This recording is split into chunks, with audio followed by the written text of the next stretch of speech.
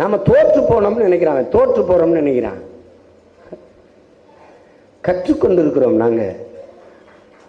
நாங்கள் வளர்ந்து கொண்டிருக்கிறோம், முன்னேறி கொண்டிருக்கிறோம். ஒரே நாளில் எந்த புரட்சி வென்றிருக்கு? ஒரு கத்தரிக்காய் தக்காளியை பறிக்கணும்னா கூட அது பூத்து காய்க்கிற வரை காத்திருக்க வேண்டியது இருக்குல்ல. இது அப்படியா?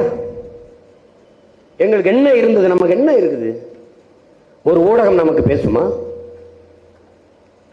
நாம் தமிழர் கட்சி போட்டியிடுது, 4 முனை போட்டி என்று சொல்ல இந்த ஊடகங்கள் தயாரா இருக்கா?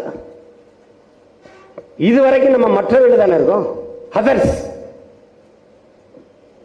திமுக 51 விழுக்காடு போடுறாங்களா மக்கள்?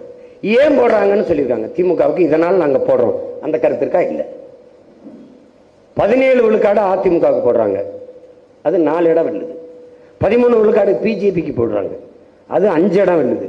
1 2 எப்படி இருக்கு பாருங்க கணிப்பு, கருத்து கணிப்பு.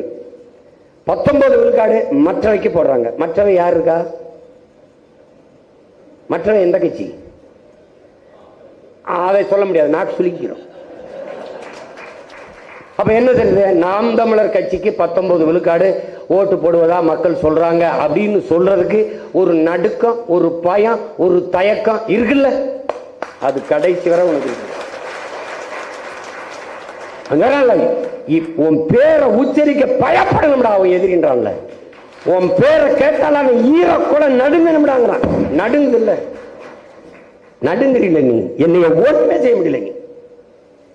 நீ எனக்கு இடி ரெய்டும் போட முடியல, ஐடி ரெய்டும் போட முடியல, என்ஐ ரெய்டு போட்ட. என்ன பண்ணிட்ட?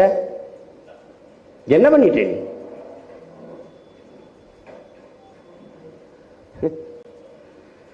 இருபது நாள் எங்க ரைட பாரு. நீ களத்துல நான் இறங்கின பிறகு பாரு. நீ பதில் சொல்லி நான் கேட்கிற கேள்விக்கு, நானும் என் பிள்ளைகளும் எழுப்புற கேள்விக்கு பதில் சொல்ல முடியாது. ஆட்டத்தை எங்க பக்கம் திருப்பல. நீ பார்த்தே 3 கட்சி கூட்டணி, ஒரே ஒரு கட்சி தனித்த பேரணி. நான் மட்டும்தான் தனிச்சு நிற்கிறேன். இந்த துணிவு, இந்த நேர்மை, இந்த ஆண்மை, இந்த வீரம் தமிழர் நிலத்துல பிரபாகரன் பிள்ளையை தவிர எவனுக்கு